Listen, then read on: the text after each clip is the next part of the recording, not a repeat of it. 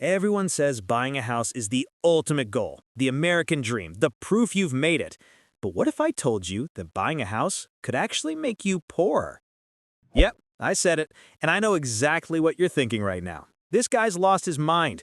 But before you click away, let me tell you about my friend Sarah. Smart girl, good job, saved for 10 years to buy her dream house.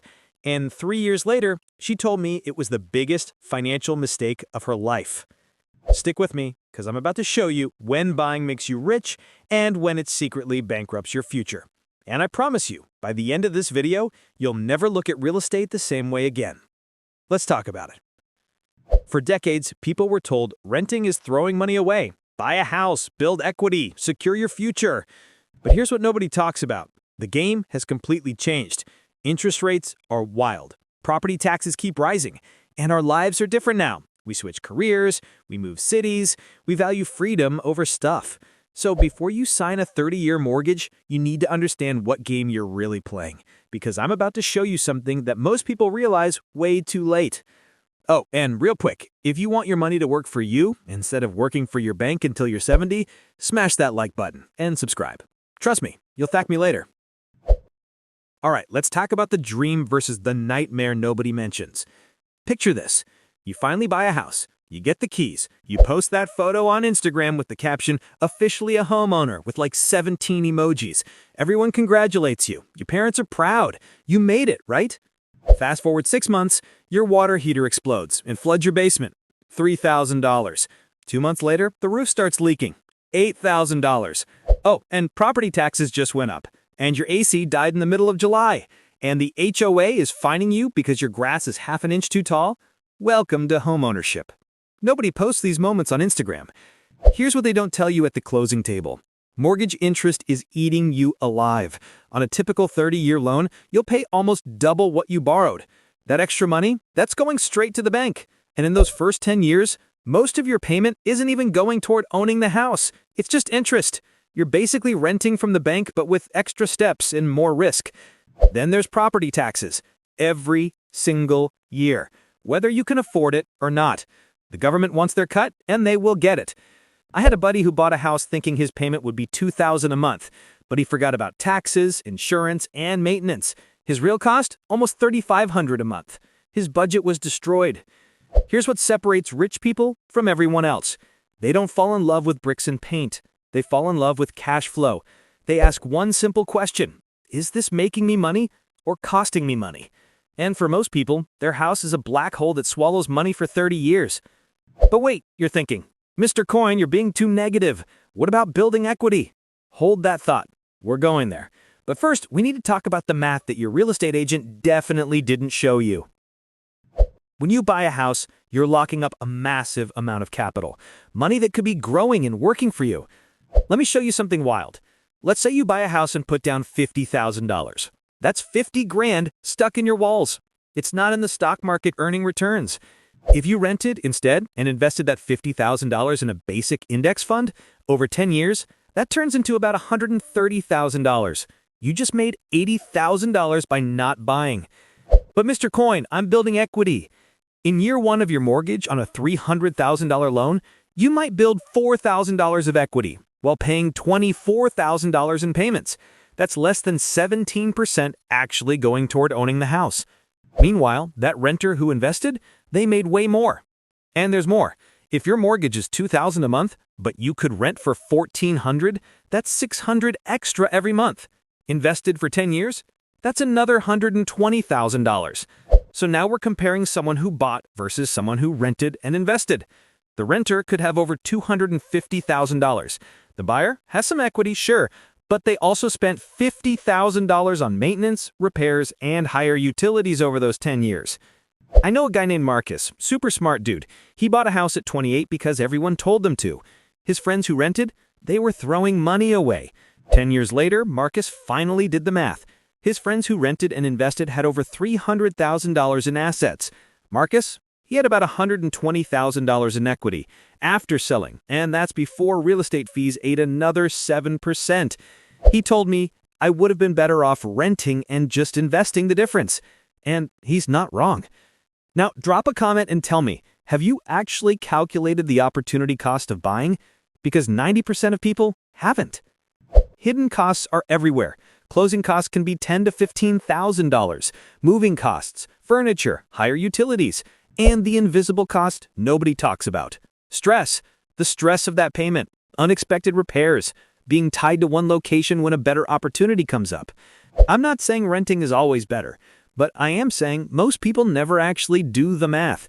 They just assume buying wins. And assumption is how you end up broke. But hold on, before you go cancel your house tour tomorrow, let me be clear about something. I'm not anti-homeownership. I'm anti-stupid decisions. Because the truth is, there are absolutely times when buying is the smartest financial move you can make. You just need to know when. And most people, they have no idea. Buying makes sense when 3 specific things are true. And if even one of these is missing, you need to seriously reconsider. Number 1, you're staying put for at least 7 to 10 years, minimum. Between closing costs, realtor fees, and front-loaded interest, you need time for the numbers to work.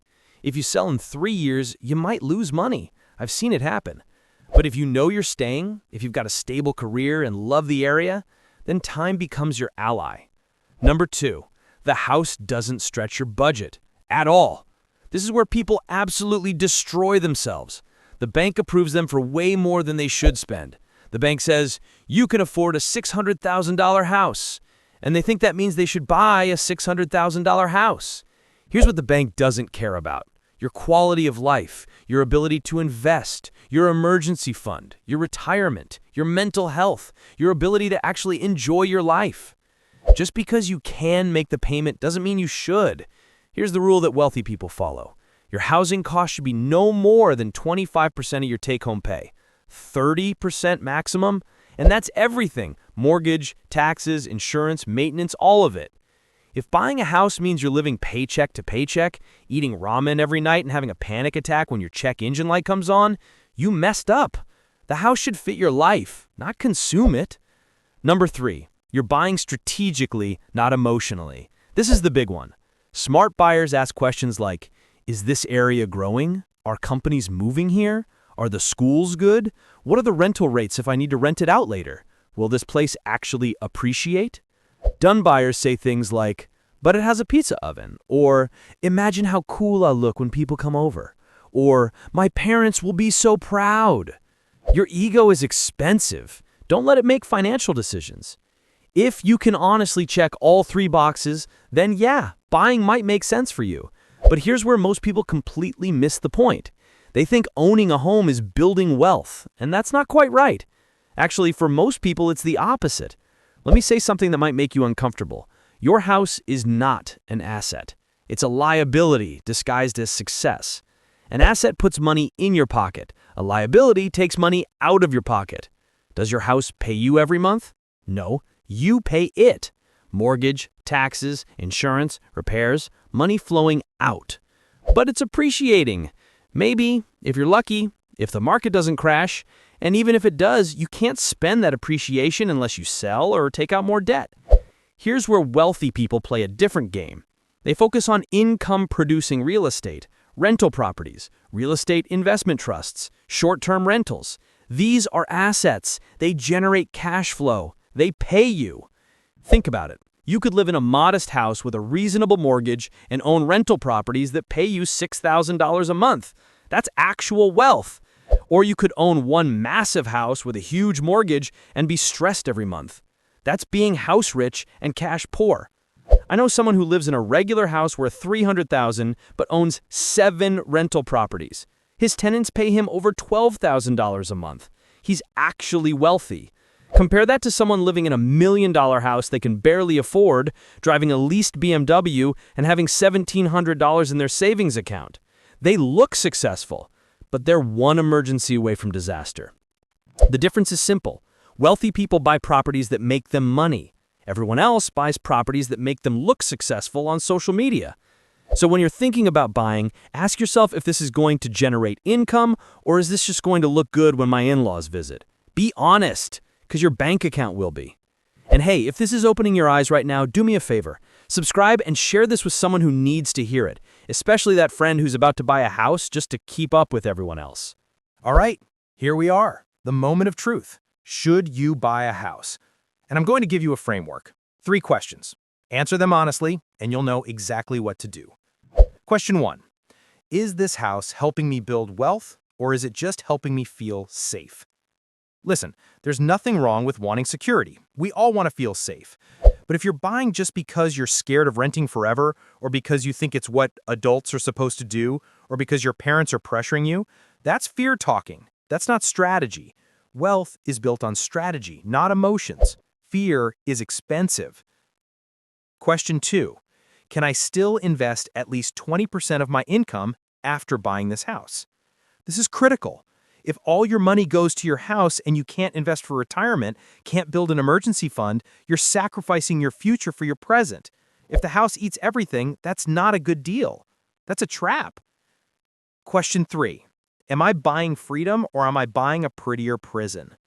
Real talk time. Some people buy a house and feel trapped. They can't take that amazing job in another city because they're locked into a mortgage. They can't travel for 6 months because they have a payment due every 30 days. They can't take a risk on starting that business because they need stable income for the house.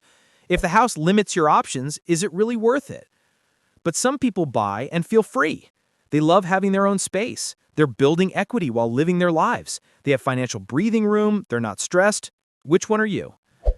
Here's my final take, and listen carefully.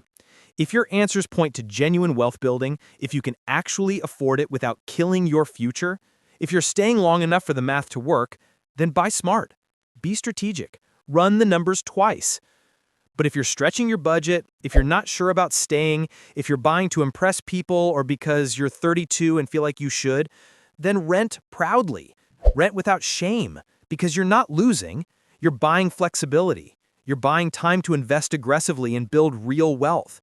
And let me tell you something that might surprise you. Some of the wealthiest people I know rent. Why? Because they'd rather have their money in investments that make them money than locked in a building that costs them money. The world is changing. Remote work means you can live anywhere. The old rules don't apply anymore. Success isn't about owning things. It's about having options. It's about freedom. It's about cash flow and wealth that works while you sleep. So let me bring this home. The rich don't just buy houses. They buy options. They buy income streams. They buy freedom. And sometimes that means renting while they invest everywhere else.